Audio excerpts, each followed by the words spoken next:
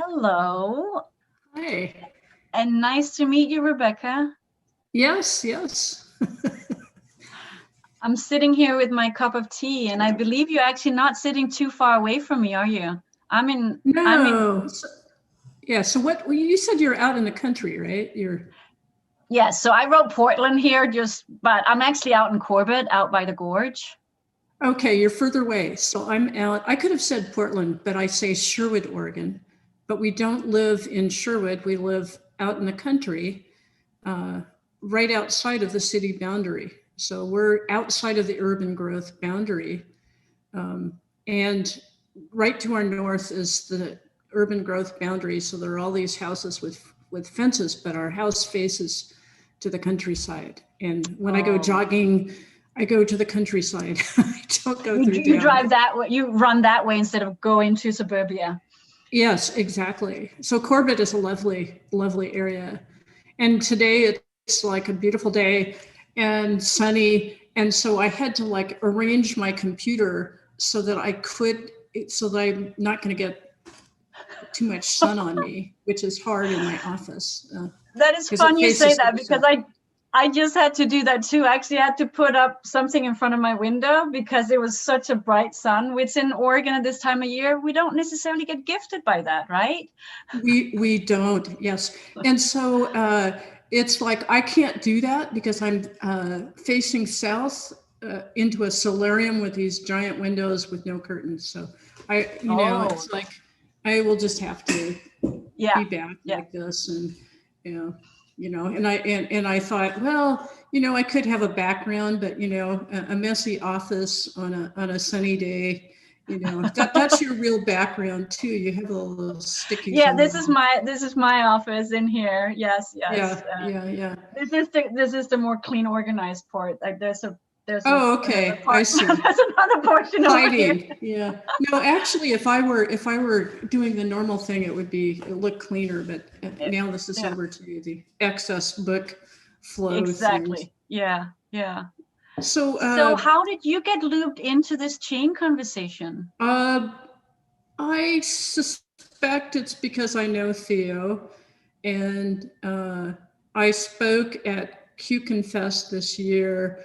I've been capturing heuristics that the Cucumber team doing remote mobbing. I joined them a couple of times, or a few times, 2 summers ago, and had a delightful time.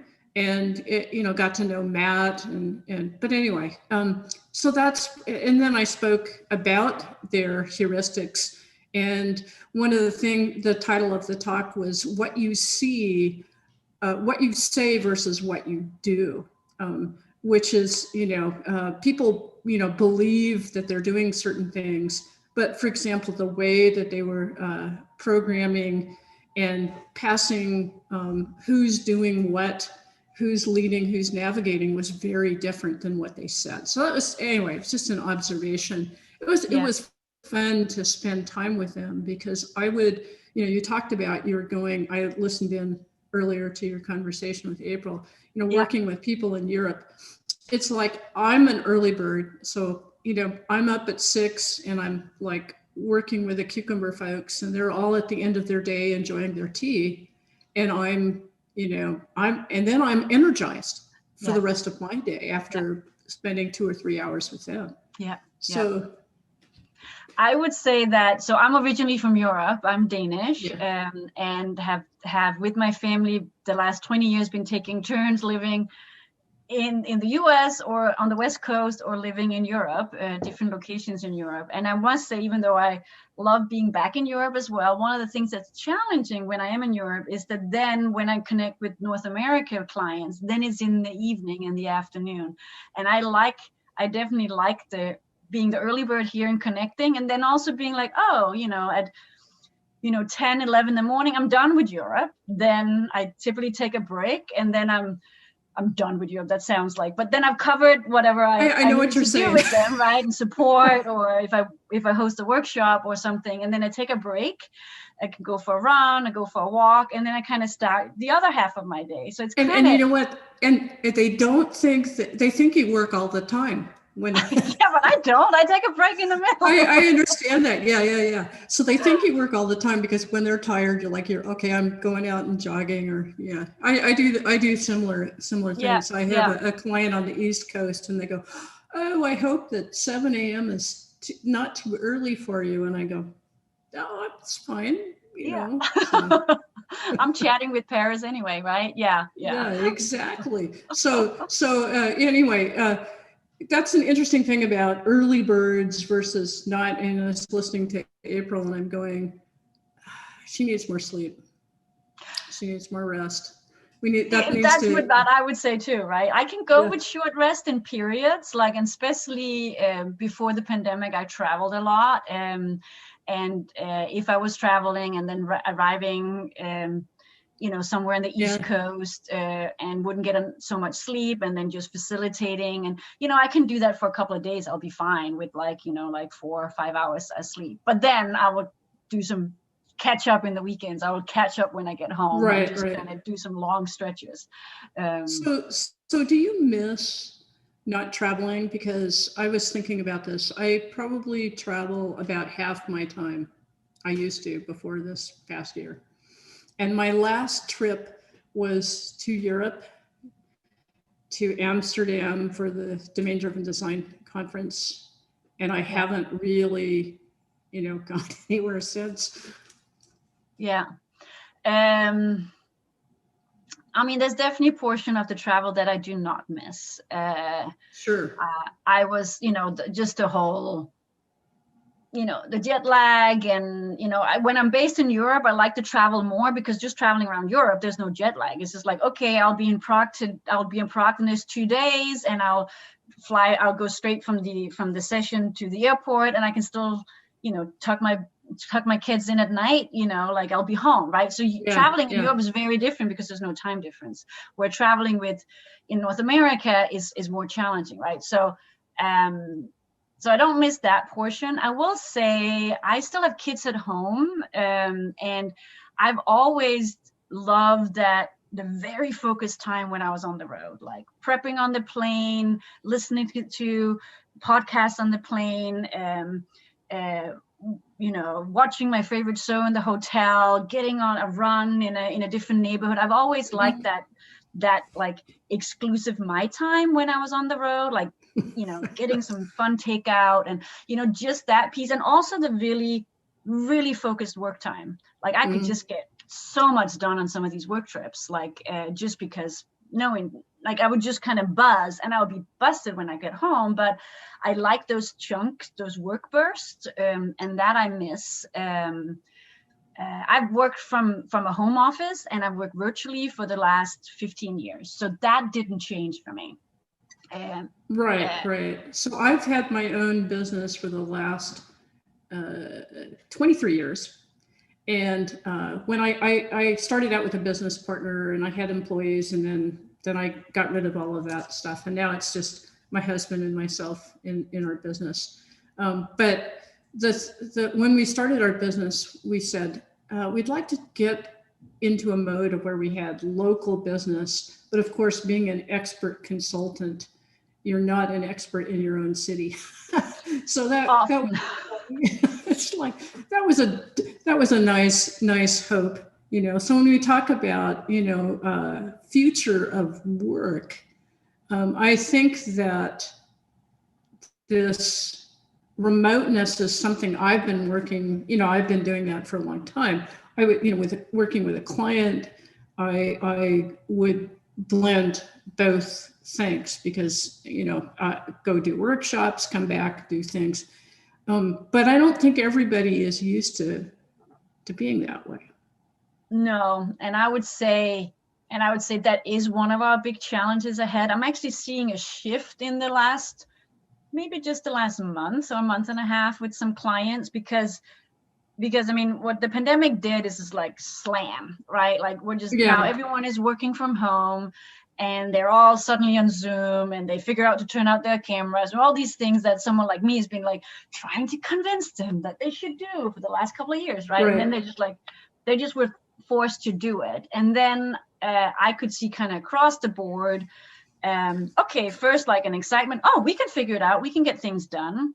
Then fairly quickly after, a couple of months after, like, oh my God, we are slammed. Like we're Zoom fatigued. There's all these great online conferences, and we sign up for them, but we're not participating and we're not getting our money's worth because we don't really want to just sit and look at all this. So then there's all the reactions to like, oh, we were just kind of doing all our normally face-to-face work practices and putting them on a video camera, right? Like and sitting still more.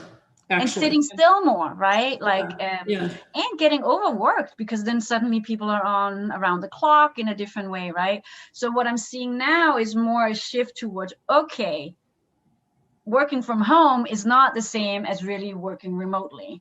And how do we have that mindset?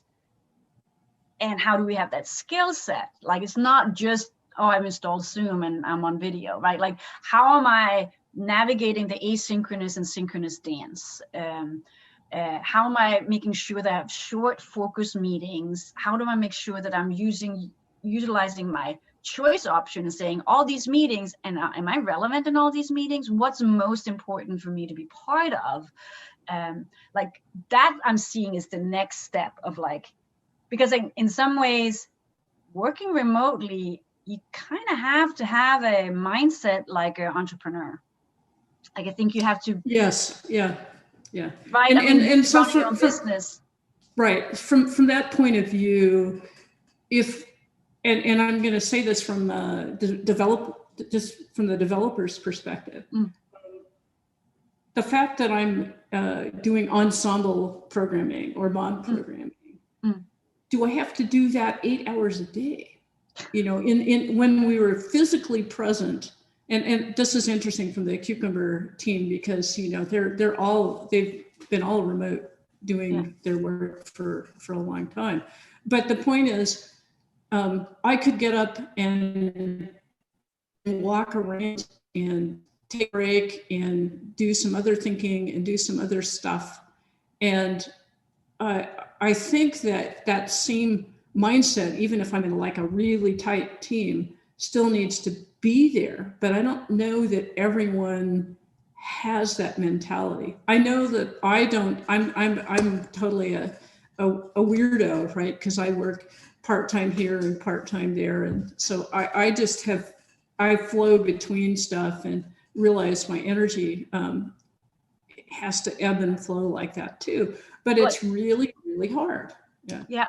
And I would say as you've been running your business for 23 years, you've also tuned into that about yourself because you are exactly having that entrepreneurial solo entrepreneur mindset, right? Like, you know, I need to be there for my client, but I also need to recharge. And now I'm stepping into another project with another client, like, you know, so that kind of navigating that space, I think that's a very entrepreneurial skill, which is to go in. I did not, for example, just to give you one, for example, to talk about, because I think this is relevant.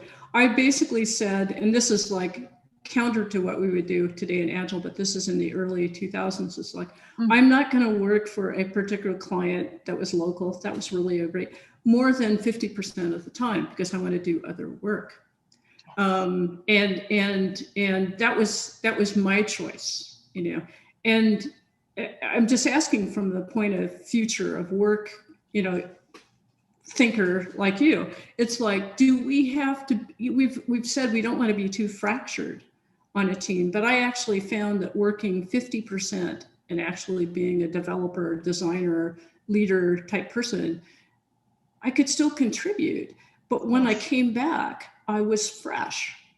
So I'm just wondering, you know, we have these sort of beliefs that, you know, we have to be totally dedicated to X. Well, you're totally dedicated 50% of the time, right? Which means that you would get burned out. Right.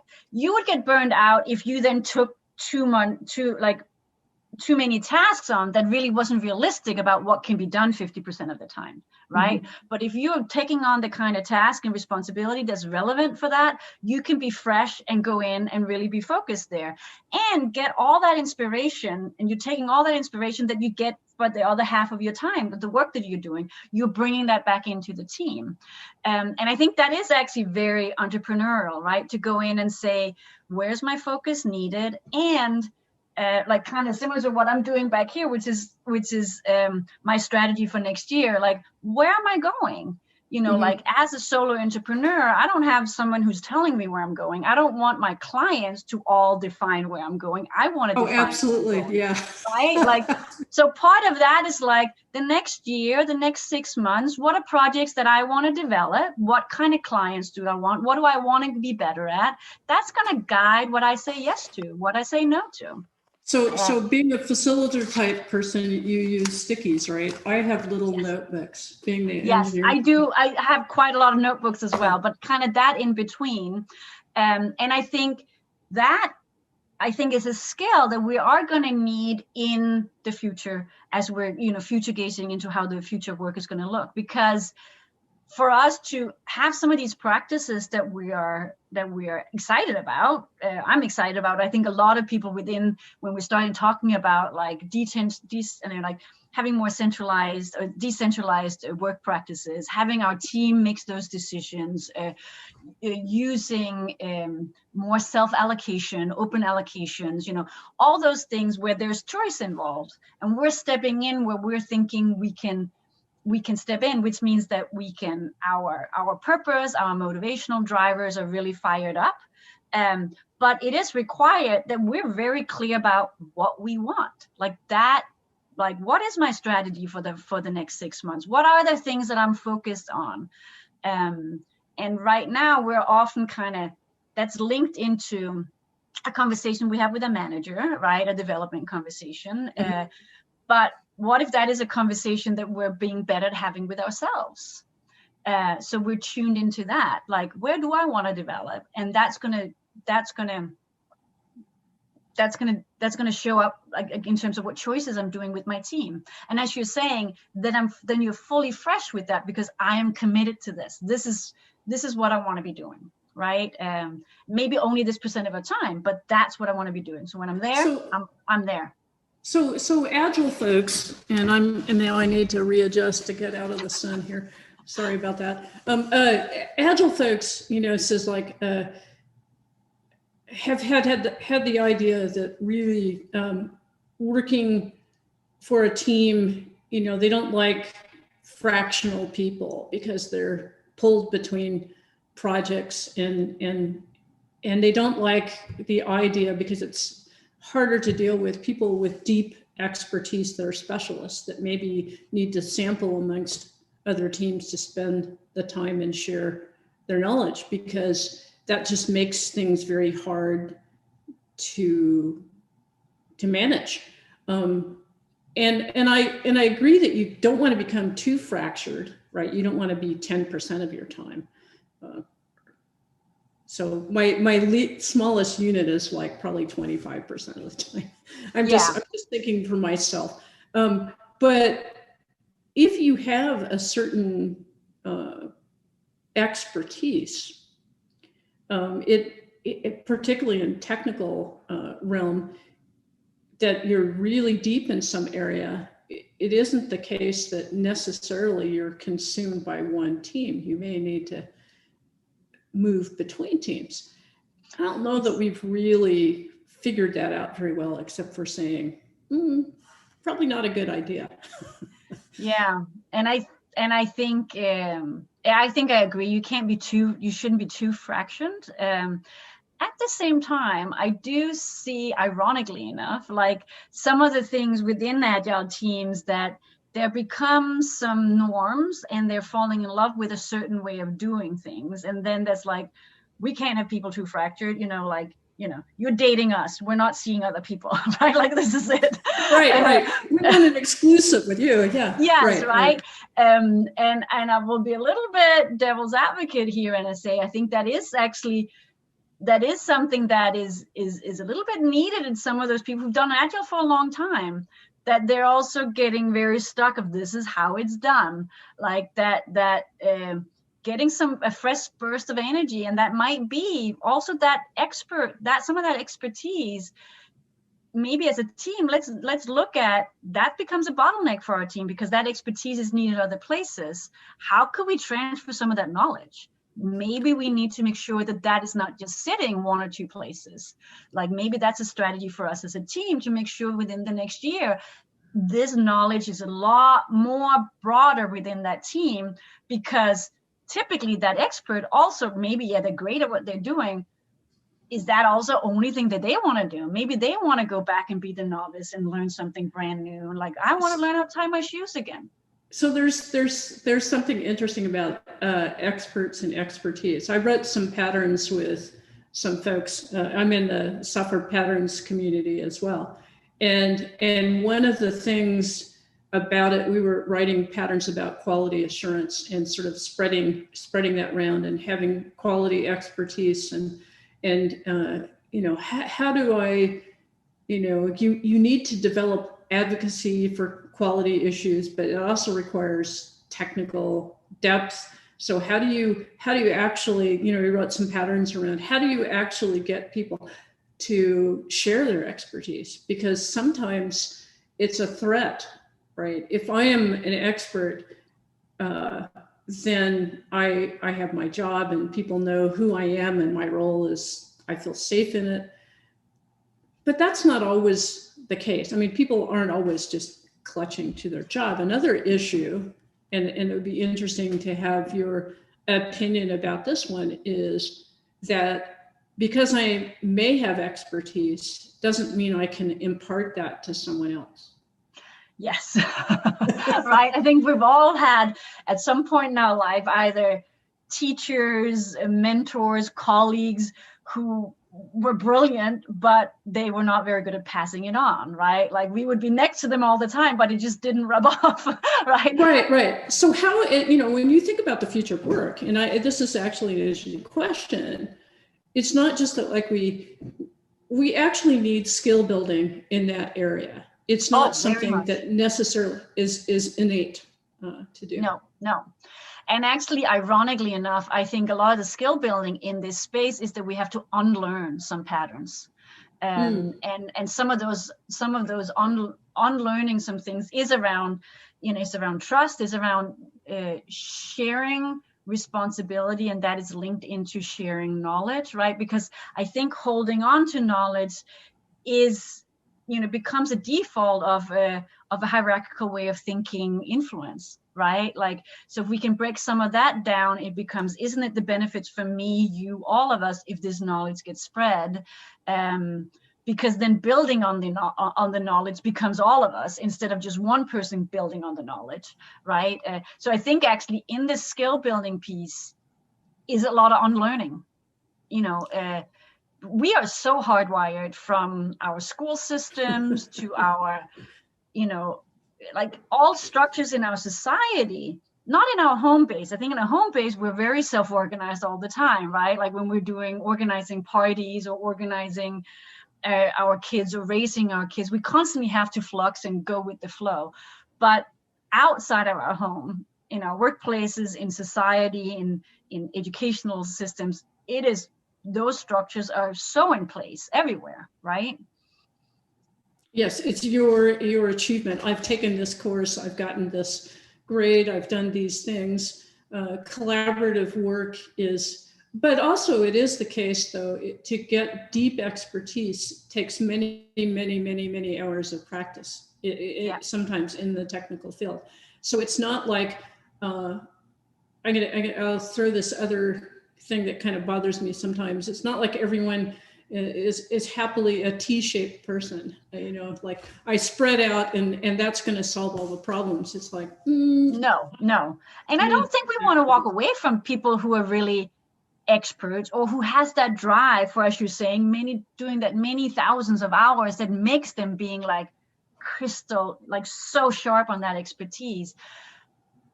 But that expert still needs to, in the future, to really have extremely good listening skills and good facilitation skills. And by facilitation, I mean like holding space, being able to share their knowledge in a free-flowing format, right? Like these are interpersonal skills, both listening and also holding space.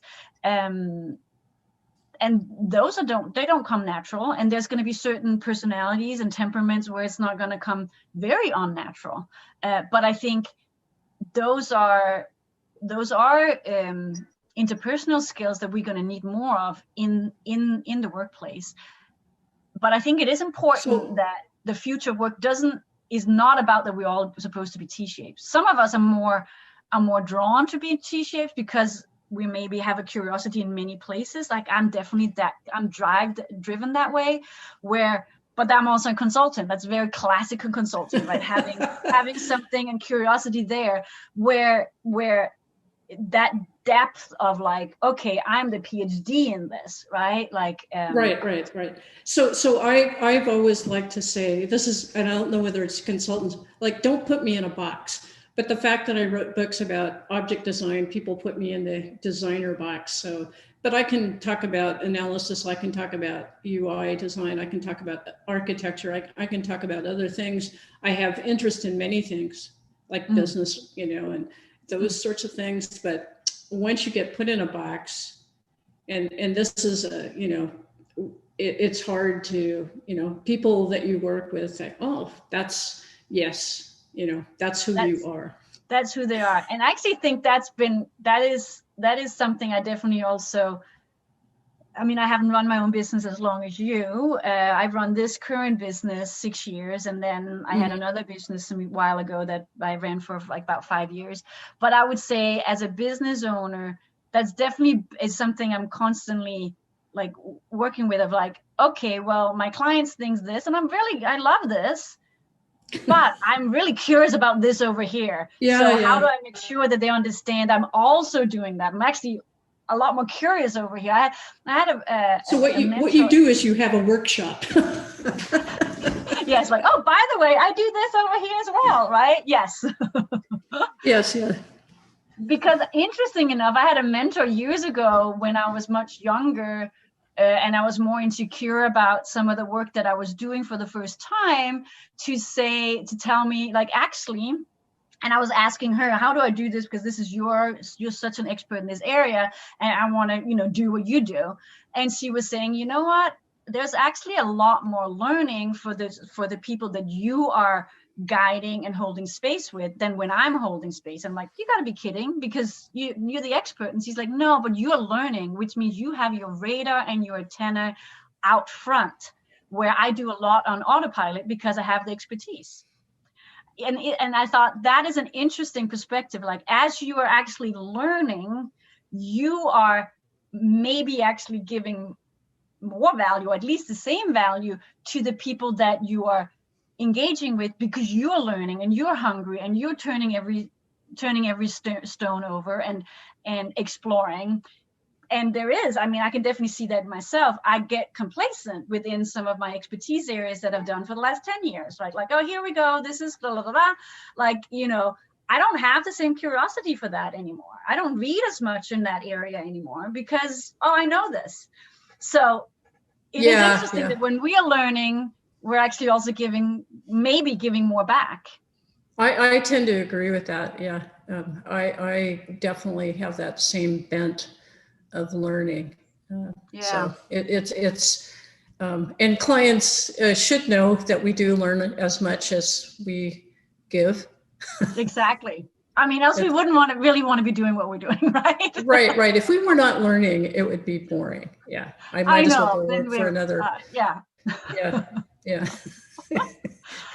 So, Rebecca, I think our time is, or at least my time is almost up. Yes, great. This has been such a pleasure to have this conversation. I have a feeling that we will be bumping into each other again. And also, I'm loving knowing that we are here locally. Yes. And I'm sure having, having ways that we'll be connecting, and maybe when we're out having coughing a little bit more freely, we should grab a hot beverage at some point. Yeah, absolutely. Or I'm going to say, are you coming to Agile Open Northwest virtually? I will be. Yes. Yes, and I am too. So yes, and our lovely April Jefferson, I believe, is going to be holding the space for us. Again, great, great, awesome. So yes, I will be there. So I will see you there. Okay, all right. Excellent. Well, lovely to chat with you. All right, bye-bye.